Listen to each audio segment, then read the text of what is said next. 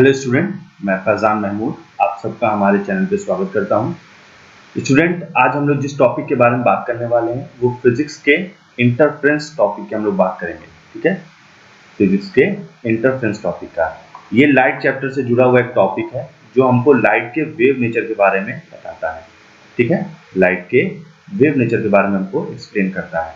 ठीक है, अगर बात करें इस टॉपिक की तो ये डिप्लोमा के बच्चों का सेकंड यूनिट में यूनिट 2 उसमें वेव ऑप्टिक्स जो है उसका ये टॉपिक है। ठीक है, और क्लास 12 के जो बच्चे होंगे, क्लास 12 का उनका लाइट चैप्टर जो होगा या ऑप्टिक्स की जो यूनिट होगी उसमें ये टॉपिक आपको मिलेगा। ठीक है, तो बच्चों आज हम लोग बात करने वाले हैं इंटरफेरेंस की। ओके, चलिए, तो बच्चों अगर बात करें इंटरफेरेंस की यानी कि व्यतिकरण की, तो व्हाट इज इंटरफेरेंस। बच्चों देखिए, पहले मैं आपको समझा देता हूं, उसके बाद डेफिनेशन अगर आप देखेंगे तो आपको ज्यादा अच्छे से समझ में आएगा। देखिए इंटरफेरेंस होता है क्या। देखिए बच्चों, मान लीजिए जब भी किसी प्रकाश स्रोत से लाइट प्रकाश निकलता है, तो शायद आपको पता हो या ना पता हो, मैं आपको बता देता हूँ, चारों तरफ प्रकाश का इक्वली डिस्ट्रीब्यूशन होता है। इक्वली डिस्ट्रीब्यूशन होता है। क्या मतलब होता है इक्वली डिस्ट्रीब्यूशन का? मतलब प्रकाश चारों तरफ बराबर तरीके से फैलता है। ठीक है, चारों तरफ बराबर तरीके से फैलता है किसी भी प्रकाश स्रोत से। लेकिन मान ली दो प्रकाश स्रोत से जो प्रकाश की तरंगे निकल रही हैं, ठीक है, उनके तरंग दैर्ध्य आपस में बराबर है, उनकी आवृत्ति यानी कि फ्रीक्वेंसी वो भी बराबर है, और आयाम लगभग बराबर है। ठीक है, आयाम लगभग बराबर है। ऐसे दो तरंगे जब आपस में मिलती हैं तो उनका अध्यारोपण होता है। क्या होता है? अध्यारोपण होता है, जिसको हम लोग इंग्लिश में बोलते हैं सुपर इम्पोजिशन। सुपर इम्पोजिशन, अध्यारोपण होता है, और इन दोनों के अध्यारोपण से बच्चों एक रिजल्टेंट वेव बनती है। जैसे मैं अगर यहाँ फिगर के थ्रू आपको समझाऊं, मान लीजिए कोई वेव थी प्रकाश की तरह, और ये दूसरी थी जो कि फ्रीक्वेंसी और तरंग दैर्ध्य में आपस में बराबर है और आयाम लगभग बराबर है। इन दोनों के रिजल्टेंट से, ठीक है, क्या हुआ? एक नई तरंग बनी। ठीक है, एक नई रिजल्टेंट वेव बनेगी। इसी को बोलते हैं व्यतिकरण। होता क्या है इसमें? इसमें बच्चों ये होता है कि जब दो समान तरंग, कह सकते हैं आप, तरंग दैर्ध्य की और आवृत्ति के जब तरंगे आपस में अध्यारोपित होती हैं यानी मिलती हैं, तो उनके अध्यारोपण से जो है एक नई ऊर्जा उत्सर्जित होती है, लेकिन वो इक्वली डिस्ट्रीब्यूशन नहीं रहती है। क्या मतलब इक्वली डिस्ट्रीब्यूशन रहती है? मतलब ये बच्चों कि चारों तरफ समान इंटेंसिटी नहीं रहती है। मतलब किसी बिंदुओं पर उसकी इंटेंसिटी बहुत हाई होगी, ठीक है, और किसी बिंदु पर, सॉरी हाइट लिख दिया मैंने, हाई होगी। ठीक है, और किसी बिंदु पर उसकी इंटेंसिटी बिल्कुल शून्य होगी या तो जीरो होगी। ठीक है बच्चों, इसी को हम लोग बोलते हैं व्यतिकरण। ठीक है, आई होप आप लोगों को समझ में आया होगा कि मैंने क्या कहा है। मैं एक बार फिर से रिपीट कर देता हूं कि जब दो समान आवृत्ति अथवा आयाम में लगभग बराबर तरंगे, ठीक है, आपस में मिलती हैं यानी अध्यारोपित होती हैं, तो उनसे जो रिजल्टेंट वेव यानी प्रकाश स्रोत बनता है यानी ऊर्जा निकलती है, वो किन्हीं बिंदुओं पर उसकी तीव्रता बहुत अधिक होती है और किन्हीं बिंदुओं पर उसकी तीव्रता बहुत ही कम होती है। तो एक कह सकते हैं आप अनइक्वली डिस्ट्रीब्यूशन ऑफ एनर्जी दिखता है हमको, ठीक है ना, लाइट की इंटेंसिटी का दिखता है, और इसी को हम लोग बोलते हैं इंटरफेरेंस ऑफ लाइट। इसी को हम लोग बोलते हैं इंटरफेरेंस ऑफ लाइट बच्चों। ठीक है, आई होप आप लोग समझ रहे होंगे कि मैंने क्या कहा है। इसी को बोलते हैं इंटरफेरेंस ऑफ लाइट। चलिए बच्चों, अब डेफिनेशन को हम लोग देख लेते हैं। डेफिनेशन क्या कहती है? तो देखिए बच्चों, व्यतिकरण किन्हीं दो तरंगों के बीच होने वाली घटना है। जाहिर सी बात है, मैंने आपको बताया कि किन्हीं दो तरंगों के बीच ही होगा, एक तरंग से नहीं हो पाएगा। ओके, कैसी दो तरंगे? जिनकी आवृत्ति समान हो और आयाम लगभग बराबर हो, कि दो तरंगे एक साथ समान दिशा में चलती हैं, एक साथ एक ही दिशा में, आप कह सकते हैं। ठीक है, एक साथ एक ही दिशा में चलती हैं, तो इनके अध्यारोपण से प्रकाश का असमान वितरण होता है। सिंपल सी बात है, अनइक्वली डिस्ट्रीब्यूशन ऑफ लाइट होता है, जिससे माध्यम के कुछ बिंदुओं पर प्रकाश की परिणामी तीव्रता बहुत अधिक, जिसे संपोषी व्यतिकरण कहते हैं, जहां पे मतलब सबसे अधिक तीव्रता होगी उसको बोलेंगे संपोषी व्यतिकरण। और इसके विपरीत जिस माध्यम के कुछ बिंदुओं पर प्रकाश की परिणामी तीव्रता बहुत कम, जिसे विनाशी व्यतिकरण कहते हैं, इस घटना को ही व्यतिकरण यानी कि इंटरफेरेंस कहते हैं। ठीक है बच्चों, समझ में आ रहा होगा आपको कि मैंने क्या कहा। देखिए जैसे एक कोई लाइट सोर्स था, अब जाहिर सी बात है हम एक ही सोर्स से दो सोर्स बनाते हैं, क्यों? ताकि उनकी आवृत्ति समान रहे। अगर आप दो इंडिपेंडेंट सोर्स लेंगे तो जरूरी नहीं कि उनकी आवृत्ति समान हो या तरंगदैर्घ्य बराबर हो, चेंजेस रहेंगे। तो हमको समान का चाहिए, एकदम इक्वली चाहिए। तो जाहिर सी बात है हम एक सोर्स लेते हैं और एक स्लिट लगा देते हैं। जाहिर सी बात है एक सिंगल नैरो जो बीम बनेगी, उस नैरो बीम को हम लोग दो स्लिट से तोड़ लेते हैं, डिस्ट्रीब्यूट कर लेते हैं, ठीक है, अलग अलग कर लेते हैं, डबल स्लिट लगा देते हैं, और उससे हमको एक घटना दिखती है जो कि क्या दिखती है? इंटरफेरेंस की घटना। ये देखिए कुछ इस तरह की घटना, ठीक है, ये इंटरफेरेंस हो रहा है। अब बच्चों हम लोग देखते हैं कैसे क्या होता है। देखिए इस फिगर को आपको ज्यादा समझ में आएगा। जैसे देखिए एक सोर्स था, यहाँ से वेव चल रही है, एक स्लिट यहाँ से, एक स्लिट यहाँ से। अब दोनों तरंगों के मीट होने पर देखिए क्या बन रहा है, इस तरह का पैटर्न हमको दिख रहा है। ये देखिए पैटर्न आपके राइट साइड में जो है, ठीक है। अब देखिए बच्चों क्या होगा, जहां पर आयाम समान होंगे यानी आयाम इक्वली होंगे, आपस में बराबर, लगभग बराबर बराबर रहेंगे, वहां पर हमको ब्राइट फ्रिंजेस मिलेंगी। कैसी मिलेगी? ब्राइट फ्रिंजेस, ठीक है। तो क्या मिलेंगी? ब्राइट फ्रिंजेस, यानी कुछ इस तरह का, जहां पे इंटेंसिटी हाई होगी, जैसे यहाँ पे लिखा है ना, मैंने बताया था आपको, परिणामी तीव्रता बहुत अधिक होती है। जहां परिणामी तीव्रता बहुत अधिक होगी वहां पे हमको ब्राइट फ्रिंजेस मिलेंगी। कैसे फ्रिंजेस मिलेंगी? ब्राइट। और जहां पर तीव्रता बिल्कुल कम होगी वहां पर हमको डार्क दिखेगा, इस तरह का डार्क फ्रिंजेस मिलेंगी। इसको बच्चों हम लोग बोलते हैं फ्रिंजेस, इस पैटर्न को हम लोग बोलते हैं फ्रिंजेस, ठीक है। आई होप आप लोग समझ रहे होंगे, इस पैटर्न को हम लोग बच्चों बोलते हैं फ्रिंजेस, ठीक है। एक चीज और बच्चों मैं आपको बताना चाहूंगा, आप लोग को यहाँ तक समझ में आया होगा, ठीक है। अब देखिए बात, एक चीज और मैं बता देता हूँ आपको कि जहां पर ये कंस्ट्रक्टिव, यानी आप कह सकते हैं जिनका जो ये तरंगे होती हैं, जहां पे इनके आयाम बराबर, जैसे आयाम लगभग बराबर मैंने कहा, तो आयाम अगर एकदम बराबर रहा तो क्या होगा, तो आपको इस तरह की एकदम डार्क फ्रिंजेस मिलेंगी, ठीक है।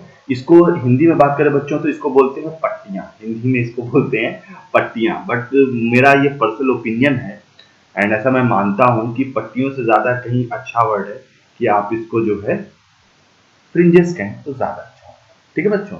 अब देखिए क्या हुआ, जहां पर जाहिर दो तरंगे थी, दोनों तरंगों के अध्यारोपण से हमको कुछ इस तरह का पैटर्न मिला, जिसको हम लोग बोलते हैं fringes, dark and bright fringes. Bright fringes कहाँ पे होंगी? जहां पे जाहिर सी बात है तीव्रता अधिकतम होगी, जहां पे संपोषी व्यतिकरण हो रहा होगा। और डार्क फ्रिंजेस कहाँ पे होंगी? जहां पे विनाशी व्यतिकरण हो रहा होगा, यानी कि डिस्ट्रक्टिव फ्रिंजेस बन रहे होंगे, ठीक है ना। इस तरह की इंटरफेरेंस हो रहा होगा तो उसको हम लोग कहते हैं। क्लियर है बच्चों? एक चीज कह सकता हूं मैं कि आपको इंटरफेरेंस में हमेशा याद रखने की जरूरत है, ठीक है। एंड बहुत बार देखा है कि मिस कर जाते हैं बच्चे, या बच्चों से क्वेश्चन जब वाइवा वगैरह में पूछा जाता है तो बच्चे इसका आंसर दे नहीं पाते हैं। इंपॉर्टेंट चीज क्या है बच्चों, जैसे मैं आपको बताऊं तो ये याद रखिएगा कि जो व्यतिकरण होता है, ठीक है, यानी कि जो इंटरफेरेंस होता है उसमें ऊर्जा का लॉस। अब बच्चों हम लोग यहाँ पर गणितीय निरूपण करेंगे, ठीक है, और इक्वेशन को हम लोग जो है मैथमेटिकल एक्सप्लेनेशन के थ्रू समझने की कोशिश करेंगे। ओके, यानी मैथमेटिकल एक्सप्लेनेशन,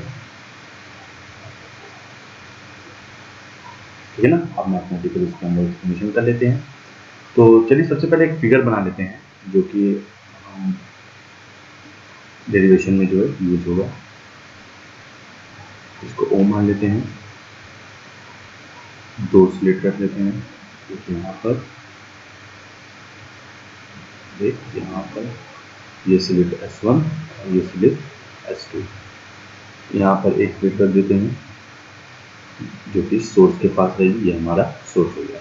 यहाँ से कुछ इस तरीके से वेव निकलेगी, ठीक है, यहाँ से कुछ वेव निकलेंगी एंड यहाँ से वेव निकलेंगी। ओके, आई होप आप लोगों को दिख रहा होगा, समझ में भी आ रहा होगा।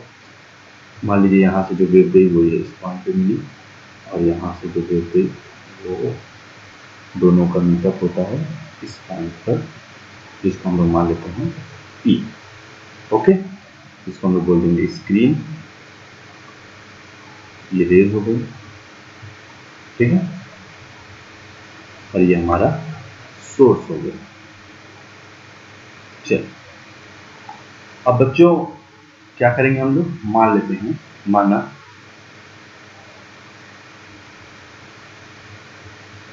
दोनों तरंगों के आयाम, दोनों तरंगों के आयाम A1 व A2 एवं उनके बीच कलांतर एवं उनके बीच में कलांतर यानी कि फेज डिफरेंस 5 है, ठीक है, फेज डिफरेंस 5 है। तब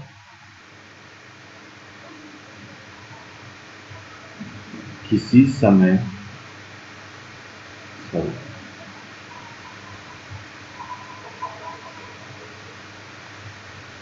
तब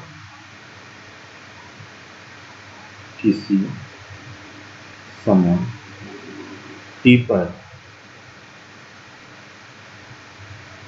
उनका विस्थापन, ठीक है, क्या होगा, y1 is equal to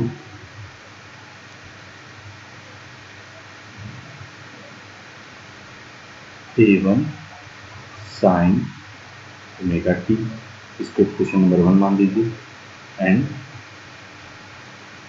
y2 is equal to A2 sine omega t plus 5, इसको एक्सप्रेशन नंबर 2, ठीक है। अब हम लोग देखेंगे प्रिंसिपल ऑफ सुपर इम्पोजिशन, यानी कि अध्यारोपण के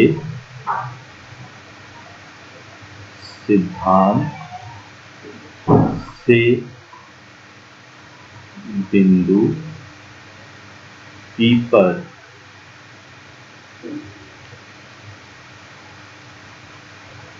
परिणाम, ठीक है ना। अब रिजल्टेंट हम लोग देखेंगे, तो रिजल्टेंट हम लोग देखते हैं, इसको मान लेते हैं y, तो y इज इक्वल टू क्या होगा, y1 प्लस y2, दोनों की वैल्यू रख लेते हैं समीकरण 1 और 2 से, तो क्या हो जाएगी value, a sign omega T, दूसरी वैल्यू क्या हो जाएगी, a sign omega t plus 5, ठीक है। कहाँ से आपने वैल्यू रखा, क्योंकि समीकरण 1 तथा 2 से, ठीक है, आपने यहाँ पे बता भी दिया। आगे करते हैं, y इज इक्वल टू क्या हो जाएगा, A1 sine omega t plus, अगर आप इसको देखेंगे तो ये साइन A प्लस बी का फार्मूला है, तो क्या फार्मूला ओपन करेंगे तो क्या हो जाएगा, तो ये हो जाएगा A2 साइन ओमेगा टी, ठीक है, sine omega t cos phi plus A2 sine phi cos omega t, ठीक है। कहाँ से आपने इसको किया, तो चूंकि sine A plus B is equal to क्या होता है, sine A cos B plus cos A sine B, ठीक है, इसी फार्मूले से आपने इसको लिखा है। आई होप आप लोगों को यहाँ से समझ में आया होगा। नेक्स्ट पेज पे देखते हैं।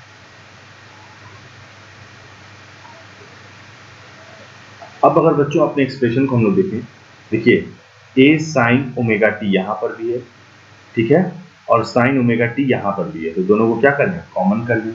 ठीक है, तो हम वही करने जा रहे हैं। क्या लिख देंगे, साइन ओमेगा टी, इसको हमने कॉमन कर लिया, साइन ओमेगा टी कॉमन करेंगे तो ब्रैकेट में क्या बचेगा बच्चों, तो ब्रैकेट में बचेगा a1 plus a2 cos pi plus a2 sine pi cos omega t. ठीक है, इसको एक्सप्रेशन नंबर 3 मान लीजिए। अब हम लोग बच्चों यहाँ पे अज्यूम करते हैं, माना वैल्यू करेंगे a1 plus a2 cos phi is equal to a cos theta. ठीक है, ये हम लोग मान रहे हैं और इसको इक्वेशन नंबर 4 मान लिया। एंड हमने एक चीज और मान लिया, क्या मान लिया, a2 sin phi is equal to हमने मान लिया a sin थीटा। ठीक है, और इसको एक्सप्रेशन नंबर 5 मान लिया। Therefore समीकरण 3 से क्या हो जाएगा, समीकरण 3 से, तो बच्चों अगर आप समीकरण 3 को देखेंगे y is equal to capital Y is equal to क्या हो जाएगा, साइन ओमेगा टी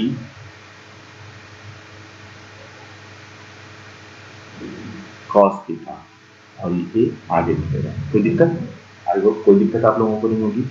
ठीक है, प्लस ये यहाँ पे भी पहले लिख रहे हैं। ठीक है,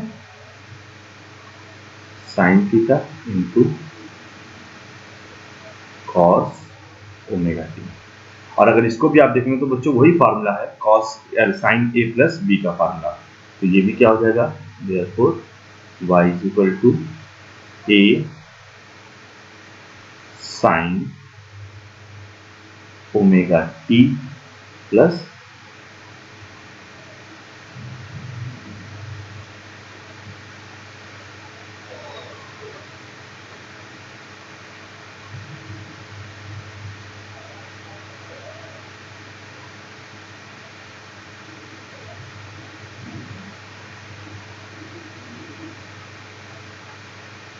sine omega t plus theta, और ये बच्चों हो गया एक्सप्रेशन नंबर 6।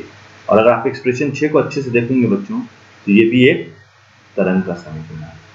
ठीक है, तो समीकरण 6 से स्पष्ट है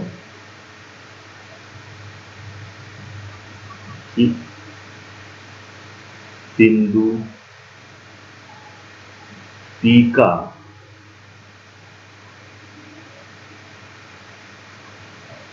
परिणामी y का आयाम कैपिटल A तथा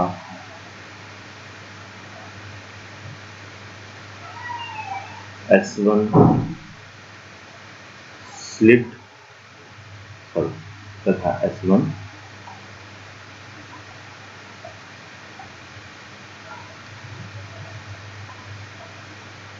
स्लिट से निकली तरंग से इसका कलांतर यानी कला में अंतर पाई है। तो ये हो गया, आपने बच्चों प्रूव कर दिया अध्यारोपण का। ठीक है, अब हम लोग बच्चों क्या करते हैं, परिणामी आयाम निकाल लेते हैं। ठीक है, तो नेक्स्ट पेज पे चलते हैं हम लोग, वहां पे हम साफ साफ करेंगे और इसको हम लोग यहाँ पर निकालेंगे परिणामी आयाम। चलो हम लोग नेक्स्ट पेज पे करते हैं, देखते हैं परिणामी आयाम। ठीक है, यानी रिजल्टेंट एम्पलीट्यूड, इसको क्या बोलते हैं बच्चों, इसको बोलते हैं रिजल्टेंट एम्पलीट्यूड। ठीक है, परिणामी आयाम हम लोग निकाल देते हैं। कुछ नहीं करना बच्चों, क्या करेंगे, समीकरण 2 तथा 3 को वर्ग करके जोड़ने पर, देखिए 2 3 किसको है, ठीक है, सॉरी समीकरण 2 3 4, समीकरण 4 तथा 5 को जोड़ने पर हम लोग इसको जोड़ेंगे, समीकरण 4 तथा 5 को 2 3 आएगा। यहाँ पे आप देख सकते हैं इसको हमने माना है समीकरण 4 तथा 5, तो वही करेंगे। क्या करेंगे हम लोग बच्चों, समीकरण 4 तथा 5 को वर्ग करके जोड़ने पर, यहाँ लिख लेंगे आप समीकरण 4 या इक्वेशन 4 तथा 5 को, सॉरी वर्ग होगा,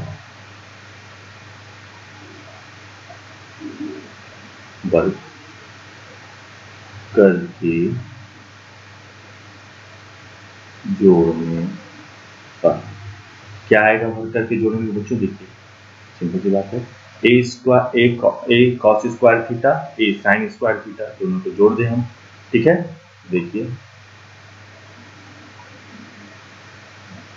ए cos square theta A square भी रहेगा, ठीक है, plus A square sine square theta बराबर, जैसे यहाँ देख लीजिए क्या हो जाएगा, a1 plus a2 cos phi का होल स्क्वायर और a2 स्क्वायर साइन स्क्वायर कर लेते हैं उसको, ठीक है। तो क्या हो जाएगा बच्चों, ये हो जाएगा a1 plus a2 cos phi का whole square plus a2 sine phi का होल स्क्वायर, ठीक है, दोनों का स्क्वायर हो गया। अब स्क्वायर को जाके ए स्क्वायर यहाँ पे कॉमन है, तो दोनों को क्या कर, ए स्क्वायर को क्या कर लें, कॉमन कर लें। तो ए स्क्वायर को अगर आप कॉमन करेंगे तो ये क्या हो जाएगा, cos square theta plus sine square theta बराबर, इसको ब्रैकेट को ओपन कर लें, ये हो जाएगा बच्चों a1 square plus a2 square cos square phi, ठीक है, plus 2a1 a2 cos phi plus ये हो जाएगा a2 square sine square phi, ठीक है बच्चों। यहाँ से देखिए a1 स्क्वायर, ठीक है,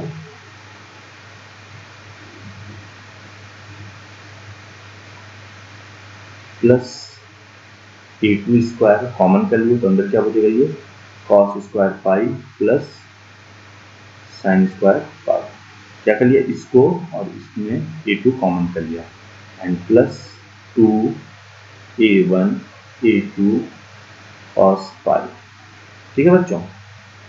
अब देखिए ये क्या हो जाएगा, a1 square plus a2 square plus 2a1 a2 cos phi, और ये बच्चों क्या हो जाएगा, यहाँ पे आ जाएगा ए स्क्वायर, ठीक है। अगर आप इसको देखेंगे बच्चों तो जाहिर सी बात है ये हमारा क्या हो गया, रिजल्टेंट एम्पलीट्यूड, क्यों, क्योंकि sign square theta plus cos square theta बराबर क्या होता है, 1 होता है। तो रिजल्टेंट एम्पलीट्यूड ए बराबर हमारी जो वैल्यू आएगी वो हो जाएगी under root a1 square a2 square 2a1 a2 cos phi, इसको आप एक्सप्रेशन नंबर कितना मान लेंगे, 6 हो गया था, तो इसको आप एक्सप्रेशन नंबर 7 कर दीजिए, एक्सप्रेशन नंबर 7। ये आपका हो गया बच्चों रिजल्टेंट एम्पलीट्यूड, ठीक है, क्या हो गया ये रिजल्टेंट एम्पलीट्यूड, ठीक है। अब जाहिर सी बात है अगर मान लीजिए यदि एक केस हम ले रहे हैं a1 बराबर a2, तो बच्चों अगर मान लीजिए a1 बराबर a2 के बराबर a मान लें तो जाहिर बात a square plus 2a square cos phi यही होगा, ठीक है। लिख लेते हैं एक बार, देखते हैं इसको करके क्या हो जाएगा, a equal to under root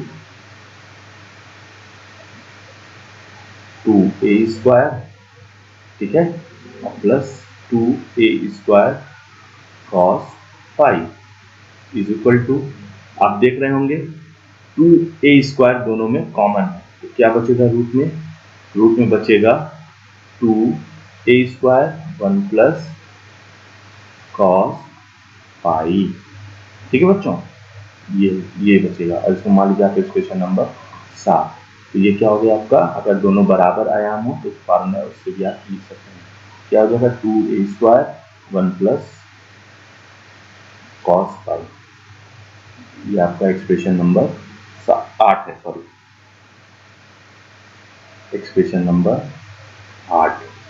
ठीक है, अब बच्चों हम लोग इसको निकाल देते हैं परिणामी तीव्रता। ठीक है ना, इंटेंसिटी क्योंकि निकालना पड़ेगा हम लोगों को। तो लिख लेते हैं हम लोग परिणामी तीव्रता, रिजल्टेंट इंटेंसिटी। ठीक है बच्चों, अब जाहिर सी बात है इक्वेशन नंबर जो हमने 7 माना था फ्रॉम इक्वेशन 7, सतवां इक्वेशन क्या आया था बच्चों, तो a इज इक्वल टू, मैं फिर से एक बार लिख रहा हूँ आपको यहाँ पर, a1² a2² plus 2a1 a2 cos pi. यही था। अब देखिए तीव्रता जो बच्चों होती है वो हमेशा क्या होती है, I is directly proportional to a², यही होगी। ठीक है, अब समानुपाती होती है तो इसीलिए I बराबर यहाँ पर क्या हो जाएगा,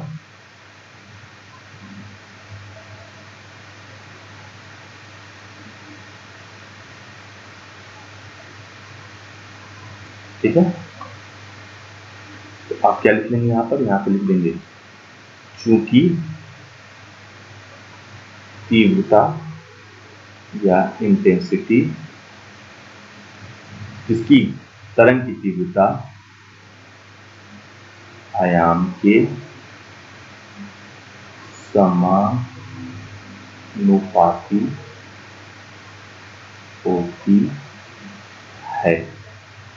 ठीक है, समानुपाती होती है, इसलिए I इज इक्वल टू क्या हो जाएगा बच्चों, a² था तो जाहिर होता है रूट से हट जाएगा तो क्या बाहर आ जाएगा, a1² a2² plus 2a1 a2 cos पाई।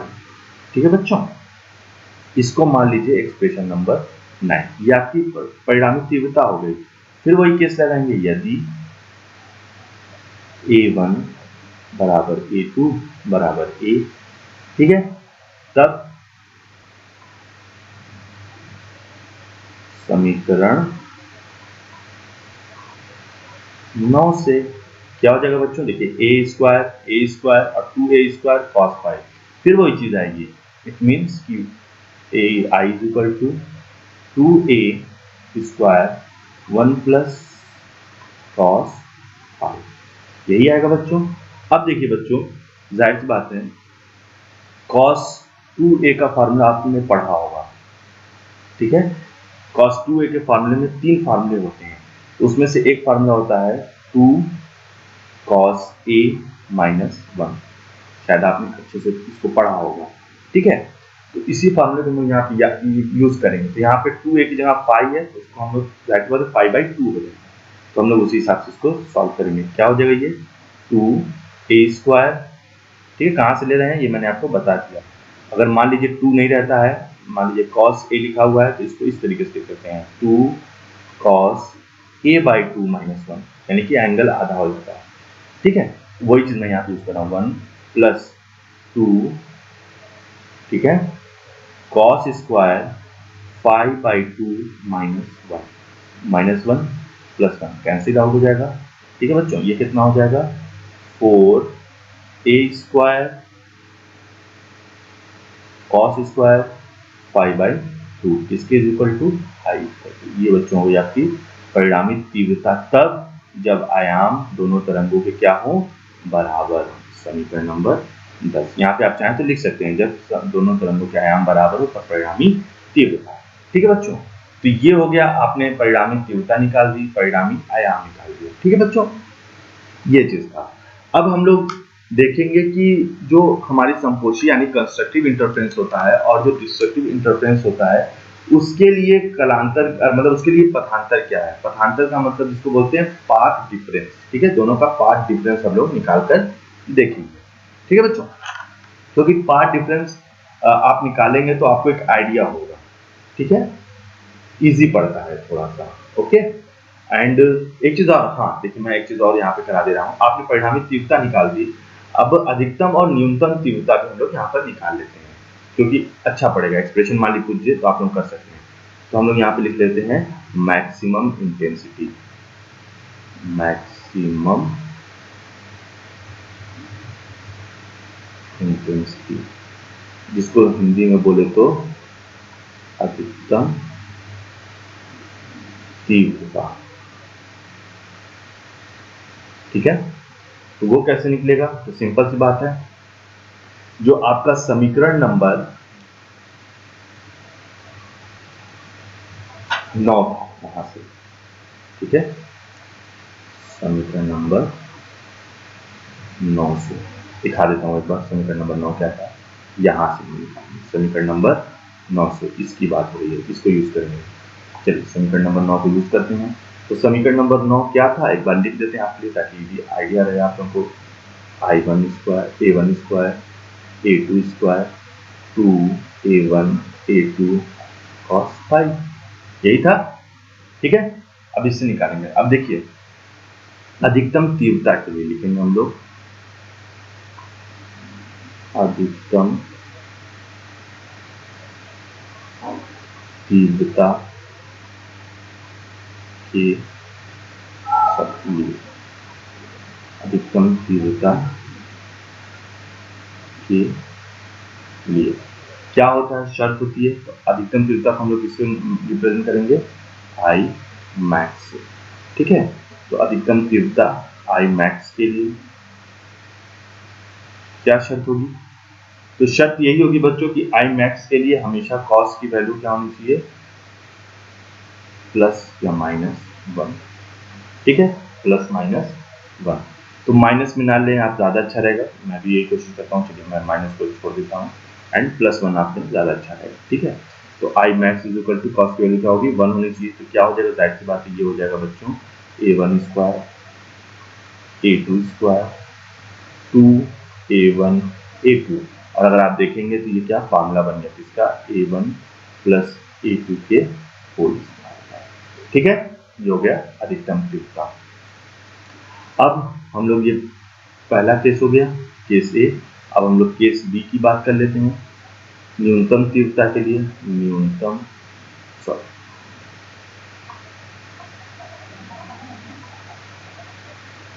तो हम लोग केस बी की बात कर लेते हैं, न्यूनतम तीव्रता के लिए।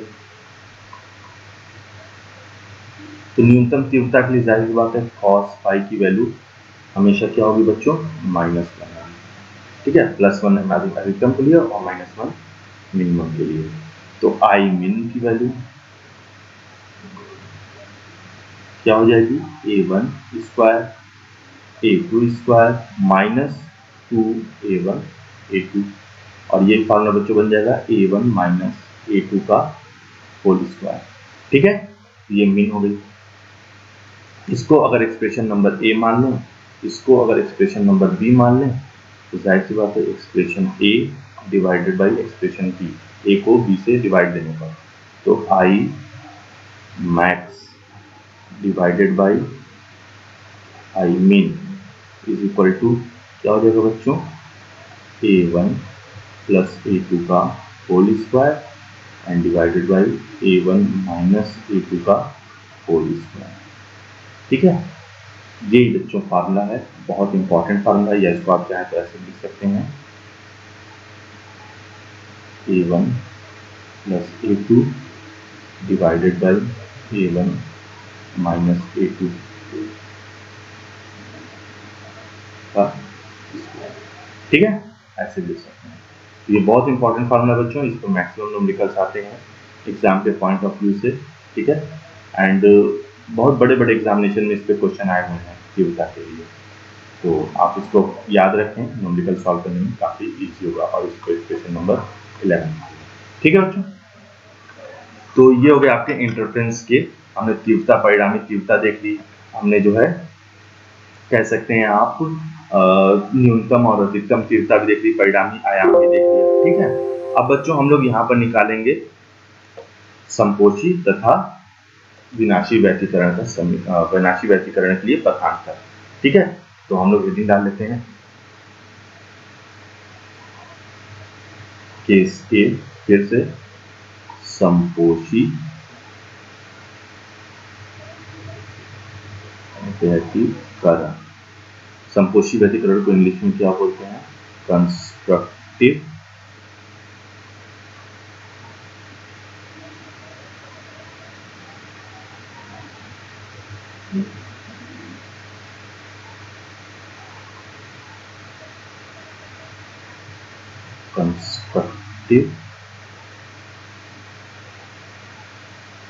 इंटरफेरेंस। ठीक है, चल अब निकालते हैं बच्चों। तो देखिए सिंपल सी बात है, तीव्रता का फार्मूला आपको पता है। ठीक है, लिखेंगे यहां पर,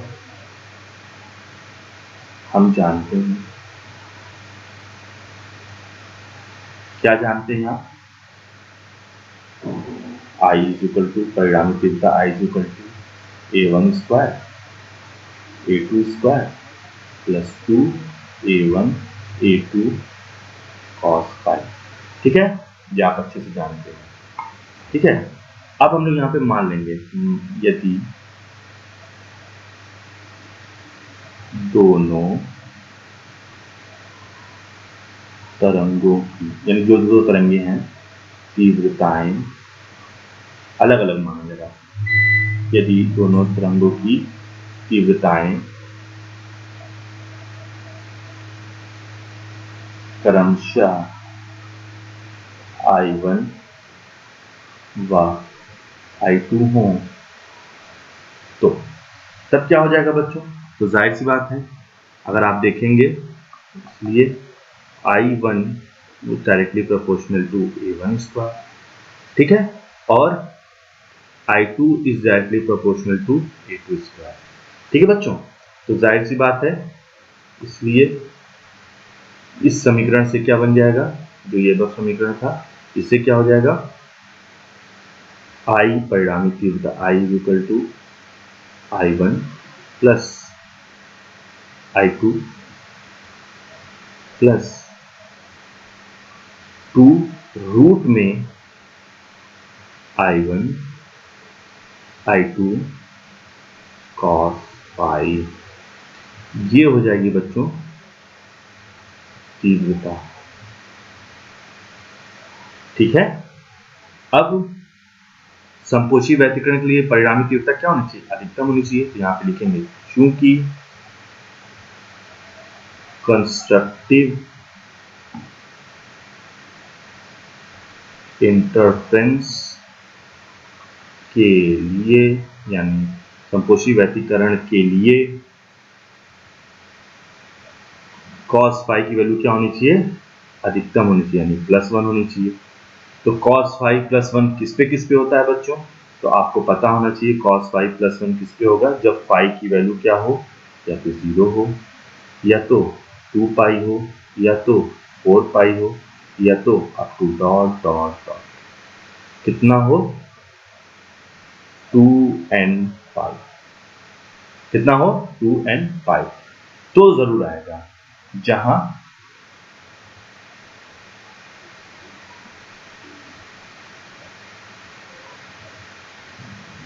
ठीक है, जहां n बराबर क्या देंगे आप? 0 1 2 3 up to dot dot dot. ठीक है, तो जाहिर सी बात है एक जनरल फार्मूला बन जाएगा हमारा। ठीक है, एक जनरल फार्मूला हमारा बन जाएगा, जो कि क्या हो जाएगा? पाई की वैल्यू 2n पाई। तो जाहिर सी बात है पाई की वैल्यू क्या हो जाएगी? 2n। थोड़ा साफ साफ ही लिखे हैं ताकि आपको समझ में आए। क्या होना चाहिए? 2n पाई। ठीक है, ये होना चाहिए पाई की वैल्यू। अब फिर हम मान लेंगे दोनों तरंगों की दूरी में अंतर। दोनों तरंगों की दूरी में अंतर, यानी किसकी बात हो रही है? इट मीन्स की पथांतर। ठीक है, तो पाथ डिफरेंस, तो पाथ डिफरेंस कितना होगा? तो बच्चों फिगर अगर आप देखेंगे, मैं आपको फिगर दिखाता हूँ।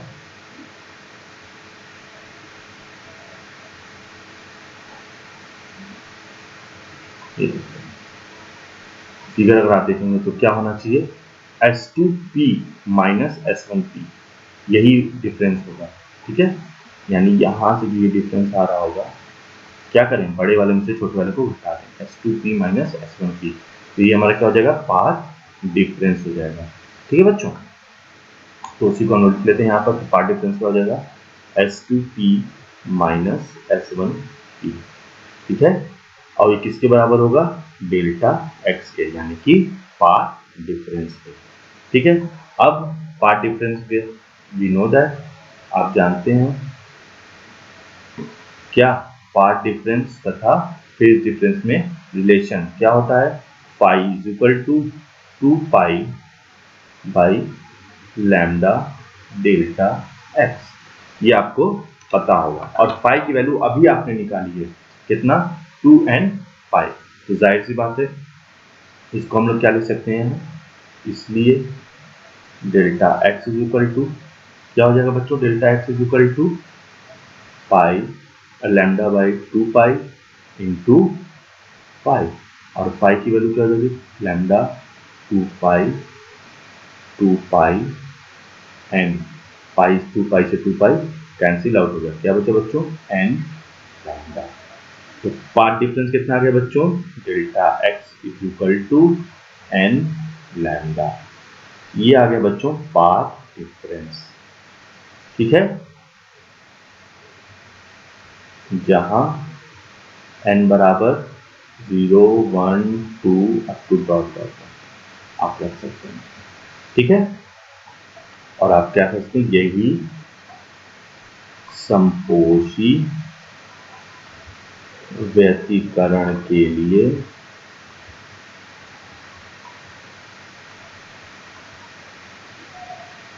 आवश्यक शर्त है। ठीक है, संपोषी व्यतिकरण के लिए यही आवश्यक शर्त। अब हम लोग बच्चों किसकी बात करेंगे? केस बी की बात करेंगे। और केस बी में बच्चों हम लोग किसका निकालेंगे? केस बी में हम लोग किसका निकालेंगे? कंस्ट्रक्टिव इंटरफेरेंस का और डिस्ट्रक्टिव इंटरफेरेंस का, यानी कि विनाशी व्यतिकरण के लिए, विनाशी व्यतिकरण के लिए। ठीक है, तो बच्चों देखिए थोड़ा सा लंबा आपको लग रहा होगा, लेकिन घबराना नहीं है, क्योंकि आप एक बार इसको सीख लेंगे तो आपको बाकी आगे करने में काफी ईजी होगा। अभी आपको डिफ्रैक्शन वगैरह का भी जब बताया जाएगा तो आपको वो भी अच्छे से समझ में आएगा। ये तो विनाशी व्यतिकरण के लिए, तो विनाशी व्यतिकरण के लिए आवश्यक शर्त क्या होती है बच्चों? तो सिंपल, कॉस पाई की वैल्यू कितनी होनी चाहिए? -1 होनी चाहिए। कितनी होनी चाहिए? -1 होनी चाहिए। और कॉस वैल्यू की -1 कितने कितने पे आती है? पाई की वैल्यू क्या होनी चाहिए था? Pi, 3 pi, 5 pi and up to dot dot dot. ठीक है, तो फाई की वैल्यू क्या हो जाएगी नॉर्मली? तो फाई की वैल्यू हम लेंगे 2n - 1, क्योंकि विषम है, और यहाँ पर पाई, जहां n बराबर क्या होगा बच्चों? 1, 2, 3 up to dot dot dot. ठीक है, अब जाहिर सी बात है सेम वही पथांतर निकालेंगे। तो इसके लिए भी पथांतर आप कोई फार्मूला यूज कीजिएगा, तो डेल्टा एक्स की वैल्यू जो आ जाएगी बच्चों, आप जब सॉल्व करेंगे वो आ जाएगी 2n - 1 लैम्डा बाई 2। और आप चाहें तो इसको करके रख कर देखिएगा कि ये आ रही कि नहीं आ रही। मैंने यहाँ पे डायरेक्ट जरूर लिख दिया, लेकिन आप करके एक बार देखिएगा। ठीक है, आएगी, जहां n बराबर क्या होगा? 1, 2, 3 up to dot dot dot. और यही शर्त हो जाएगी किसके लिए? विनाशी व्यतिकरण के। ठीक है बच्चों,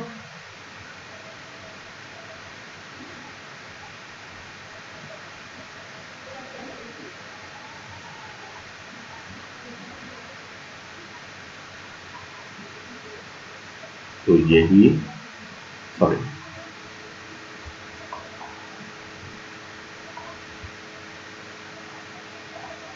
यही विनाशी व्यतिकरण की आवश्यक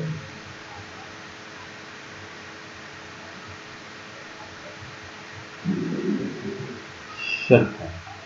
ठीक है बच्चों, तो एग्जाम में अगर आता है बच्चों तो आपको इतना करना पड़ेगा। मान लीजिए अगर डेरिवेशन आता है तो आप कैसे करेंगे, तो आपको इतनी चीजें कम से कम करनी पड़ेंगी। सबसे पहले आपको इंटरफेरेंस की डिफिनेशन लिखनी पड़ेगी, फिर आपको एक फिगर बनाना पड़ेगा, इस तरह का कुछ एक फिगर बना दीजिएगा। फिर आपको मैथमेटिकल करना पड़ेगा। मैथमेटिकल में आपको कुछ नहीं करना है, 2 वेव आप मानेंगे। ठीक है, मैं इसका रिवाइज कर दे रहा हूँ। 2 वेव मानेंगे y1 y2, फिर जाहिर सी बात है अध्यारोपण सिद्धांत से दोनों को जोड़ देंगे। आप जब जोड़ेंगे यहाँ पर तो देखेंगे सेकंड वाले टर्म में जो है ओमेगा टी प्लस पाई आएगा, जो कि साइन ए प्लस बी का फार्मूला होगा। साइन ए प्लस बी के फार्मूले से इसको तोड़ लेंगे आप। ठीक है, जैसे ही आप उसको एक्सपैंड करेंगे आप देखेंगे कि a1 साइन ओमेगा टी और a2 sine omega t cos phi आ रहा है। साइन ओमेगा टी जैसे ही आप इसमें से कॉमन करेंगे तो a1 plus a2 cos phi और a2 sine phi cos omega t ये आपका बचेगा। ठीक है बच्चों, नेक्स्ट टर्म। ओके, अब यहाँ पर क्या करेंगे, साइन ओमेगा टी आपने कॉमन कर लिया, तो ये a1 plus a2 cos phi, ये जो टर्म ब्रैकेट में आ रहा था इसको आप a1 कॉस थीटा मान लेंगे, क्योंकि इसमें कॉस हो रहा है तो कॉस थीटा। अब यहाँ पर साइन है तो आप साइन थीटा मान लेंगे। दोनों को जैसे ही वैल्यू को पुट करेंगे आप बच्चों, तो आप देखेंगे y बराबर a sign omega t plus cos theta बचेगा और plus a sine theta cos omega T बचेगा। और ये कहाँ से आया, तो सेम वही साइन a प्लस b के फॉर्मूले से। तो क्या बन जाएगा, ये a1 sine omega t plus theta. ये परिणामी आवश्यक शर्त आ गई। अब आपको परिणामी आयाम तीव्रता निकालनी है। परिणामी आयाम आपने निकाला। परिणामी आयाम में बच्चों कुछ नहीं करना है, जो दो समीकरण हमारे 4 5 थे दोनों को वर्ग करके जोड़ देना है, और जैसे ही जोड़ा आपने देखा ये मिल गया। दोनों आयाम को बराबर माना तो आपको और फॉर्मूला मिल गया। ठीक है, फिर परिणामी तीव्रता आपने निकालना होगा।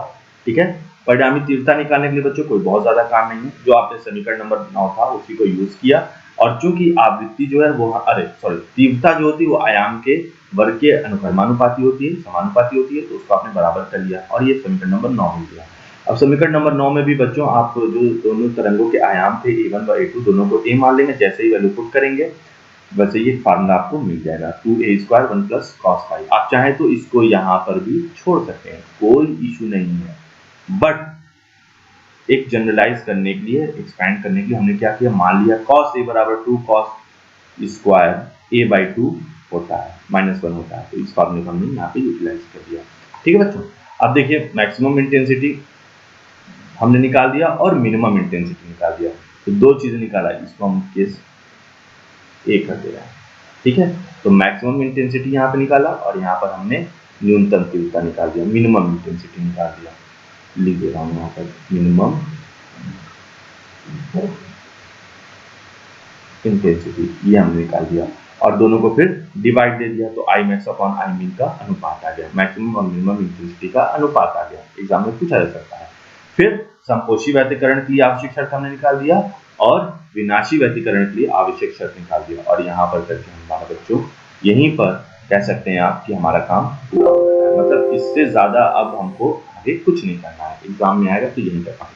ठीक है बच्चों, तो आई होप वीडियो थोड़ा सा लंबा है, बट आपके एक बार अगर आप इसको समझेंगे, देखेंगे, तो आपको समझ में भी आएगा अच्छे से और कर पाएंगे आप। तो देखने के लिए थैंक यू सो मच। ठीक है बच्चों, कमेंट कर दीजिएगा, कमेंट करके बताइएगा कि आपको समझ में आया नहीं आया और कहाँ पे क्या प्रॉब्लम आई होगी। ठीक है, वीडियो को लाइक कर दीजिएगा एंड चैनल को अगर आपने सब्सक्राइब नहीं किया बच्चों तो चैनल को सब्सक्राइब कर दिएगा। Thank you so much, have a nice day.